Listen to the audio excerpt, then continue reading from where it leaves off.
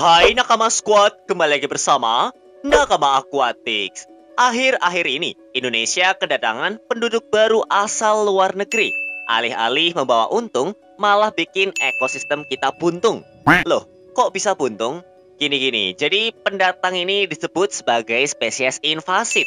Spesies invasif adalah organisme asing yang overpopulasi dan memiliki dampak negatif di lingkungan baru mereka hidup. Walaupun spesies invasif bisa memberikan dampak positif ke lingkungannya, namun biasanya mereka malah membawa dampak banyak banget yang negatif, seperti mempengaruhi habitat lokal dan merusak ekologi, lingkungan, dan perekonomiannya. Masuknya spesies invasif. Masuknya spesies invasif ke habitat baru sebenarnya kadang terjadi di alam.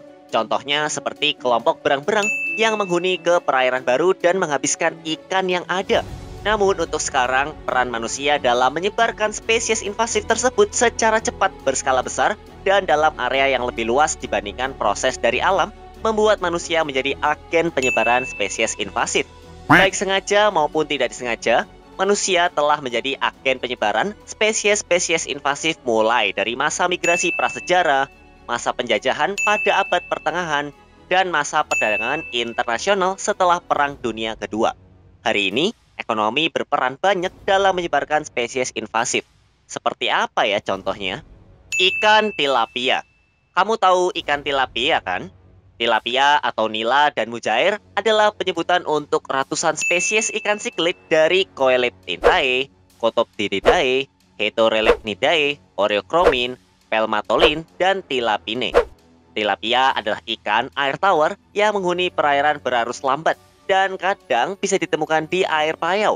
Tilapia sendiri berasal dari Afrika dan telah dibudidayakan sejak 1500 sebelum Masehi. Di Indonesia, nila termasuk ikan konsumsi yang populer karena harganya murah, penyajiannya mudah, dan rasanya gurih. Ikan nila pertama kali masuk ke Indonesia pada tahun 1969 sebagai ikan introduksi dan tersebar di Danau Tempe, Sulawesi Selatan. Selain itu, ada juga ikan mujair atau tilapia zili yang ditemukan oleh Bapak Mujair pada tahun 1939. Ikan Arapaima gigas. Lalu selanjutnya adalah ikan air tawar bersisik paling besar di dunia. Siapa lagi kalau bukan Arapaima? Arapaima gigas adalah ikan raksasa dari sungai Amazon. Di sana mereka dikenal dengan nama pira cucu yang berarti sisik merah.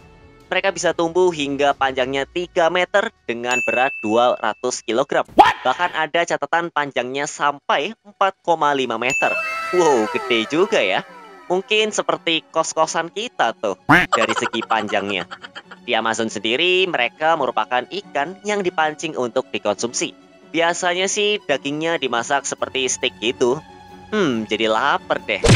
Selain dikonsumsi, sisik Arapaima juga dijadikan sebagai perhiasan serta lidah bertulangnya dijadikan amplas. Wah, banyak juga ya kegunaannya. Mereka bebas berenang. Sayangnya kedua ikan tersebut sudah berenang bebas di perairan tawar Indonesia. Yuk kita kilas balik. Siapa yang masih ingat berita pelepasan Arapaima oleh seseorang yang tidak dikenal di Sungai Berantas, Jawa Timur pada tahun 2018 lalu? Bayangin aja, dengan ukurannya yang besar, pasti memiliki nafsu makan yang besar juga. Hari ini ikan asli Sungai Berantas seperti tawes, nilem, sudah jarang ditemukan.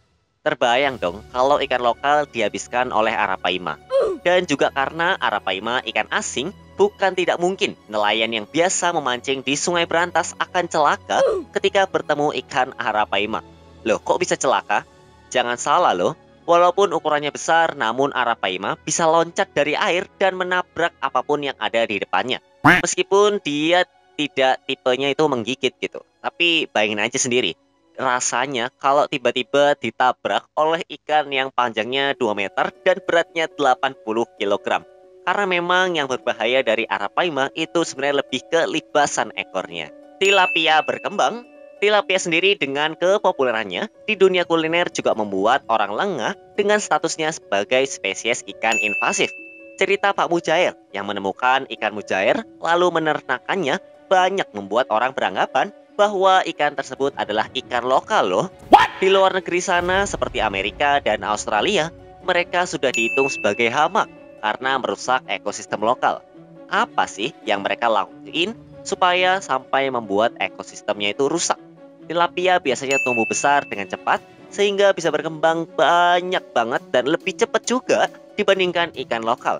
Selain itu, mereka juga tahan tingkat salinitas air dan bertahan di segala kondisi air juga loh.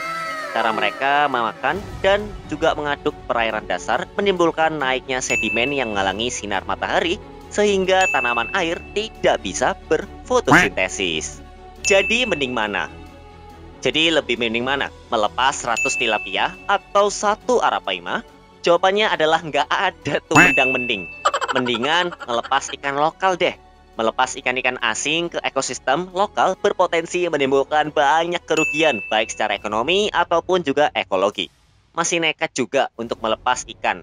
Jangan dilakukan ya, karena udah ada hukum yang mengatur tentang perbuatan, yaitu Undang-Undang Nomor 31 2004 tentang Perikanan Pasal 12 mengatur pencemaran dan atau kerusakan sumber daya ikan dan atau lingkungannya di wilayah pengelolaan perikanan Republik Indonesia. Peraturan Menteri. Serta ada Peraturan Menteri Kelautan dan Perikanan Nomor 41 Permen-KP 2014 tentang larangan pemasukan jenis ikan berbahaya dari luar negeri ke dalam wilayah negara Republik Indonesia. Perbuatan melepas ikan sudah dihitung sebagai tindak pidana loh dan sudah diatur dalam UU Nomor 31 2004 Pasal 86 Ayat 1. Disebutkan bahwa setiap orang yang dengan sengaja di WPP RI melakukan perbuatan yang mengakibatkan pencemaran dan atau kerusakan sumber daya ikan dan atau lingkungannya dipidana dengan penjara paling lama 10 tahun dengan denda 2 miliar. Nah lo, jangan macam-macam ya. Mending kita membantu ekosistem lokal dengan melepas ikan asli sungai Indonesia agar lingkungan kita pulih kembali.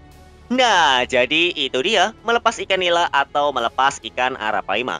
Keduanya nggak ada yang mendang-mending, karena kedua ikan ini, baik nila atau arapaima, sama-sama berbahaya buat ekosistem lokal di Indonesia ini. Jangan lupa share ke teman-teman kamu atau circle-circle di sekitar kamu, supaya makin banyak yang sadar tentang hal ini. Jangan lupa juga subscribe channel Nakama Aquatic, supaya kita bisa bahas seputar akuatik lainnya.